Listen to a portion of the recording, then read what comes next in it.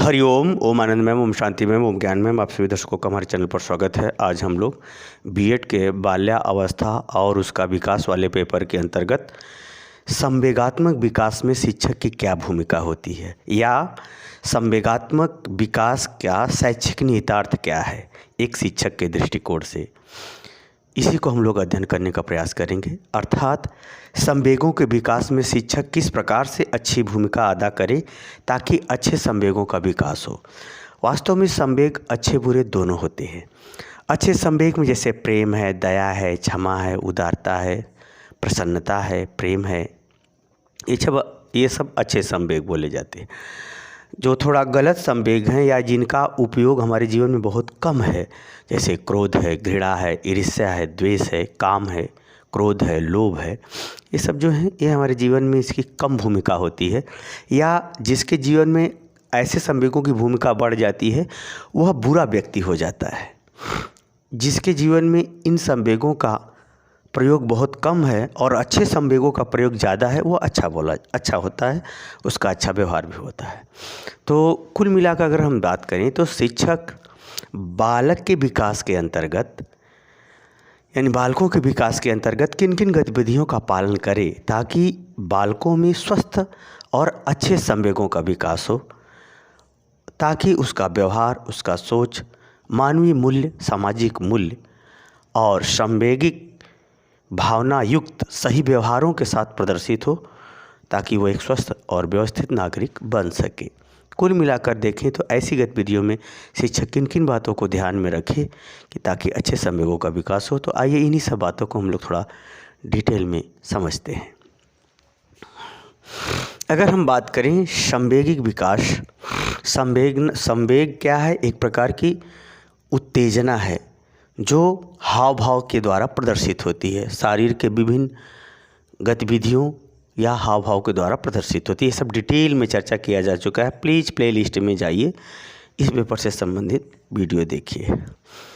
इसमें अगर बात करें, शिक्षक को ये ध्यान रखना है कि बालक की शारीरिक अवस्था, बालक जैसे हमने बताया था सांवेगिक विकास वाले के अंतर बालक का सांवेगिक विकास कैसे होता है और किशोरावस्था में सांवेगिक विकास कैसे होता है, ये सब पढ़ाया जा चुका है, इसीलिए हम आगे पढ़ा रहे हैं।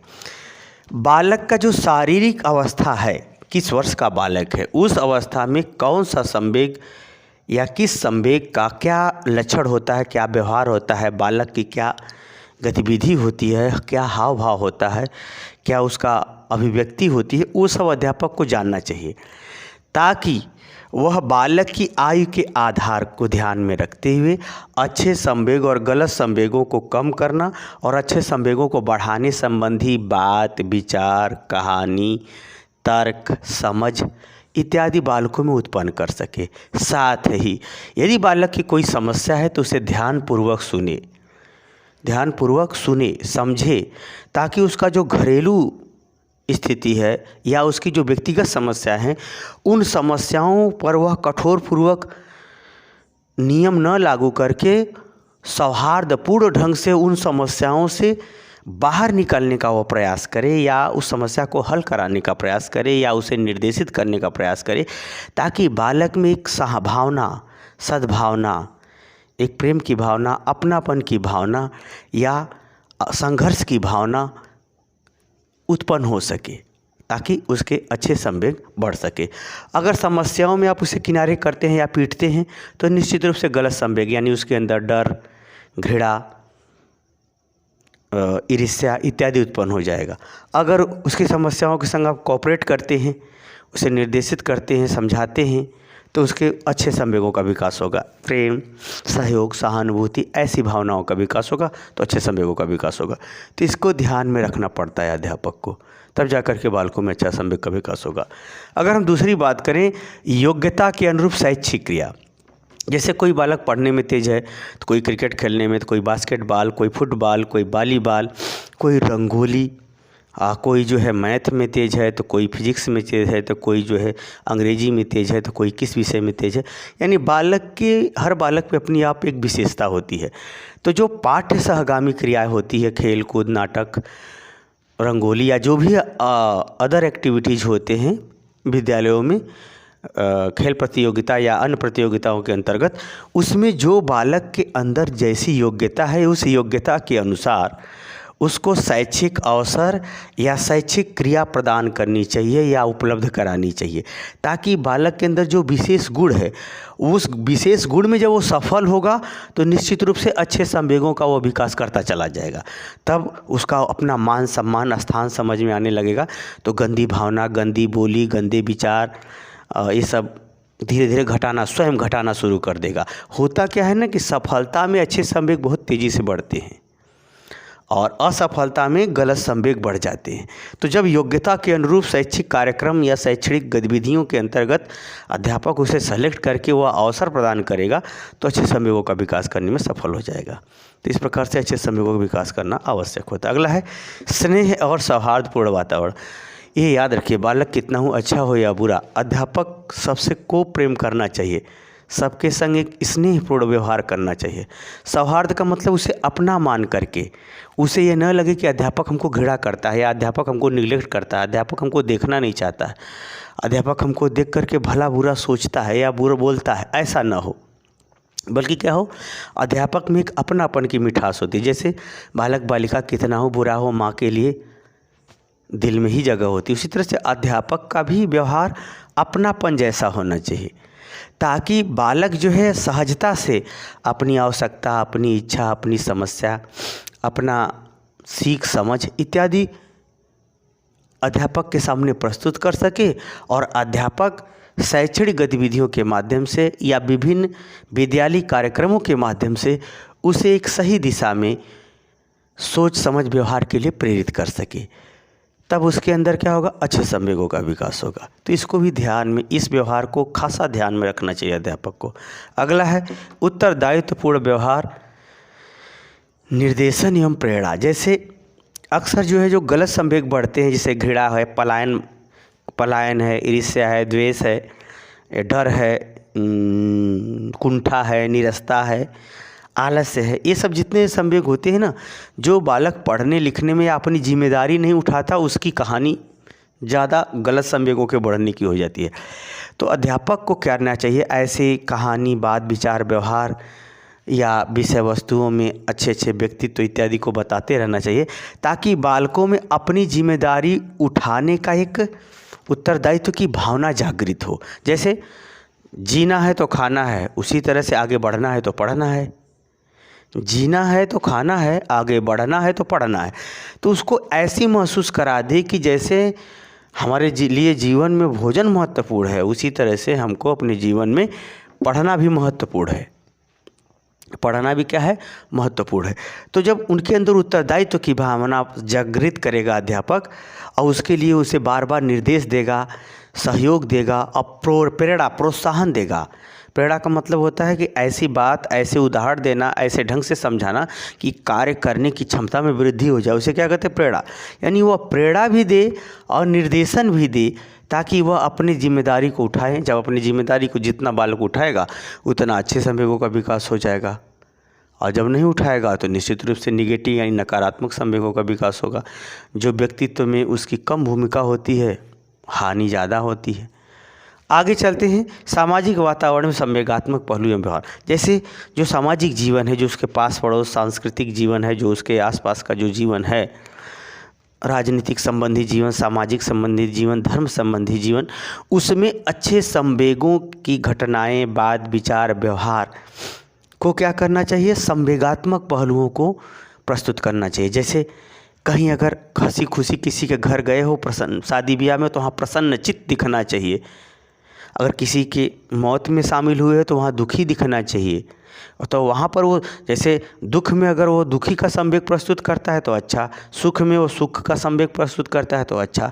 लेकिन अगर किसी का दुख देख के व्यंग करता है, हंसता है, तो गलत संवेगों का विकास माना जाएगा। तो कुल मिलाकर सामाजिक व्यवहारों के अंतर्गत संवेगों को का पहचान, संवेगों के अंतर्गत व्यवहार, संवेगों के अंतर्गत क्रिया से भी उसे अवगत कराना चाहिए, ताकि उसका सांवेगिक विकास, सामाजिक जो रीति रिवाज, परंपरा, क्रियाक्रम, जीवन शैली जो कुछ है उसमें भी अच्छे ढंग से हो सके।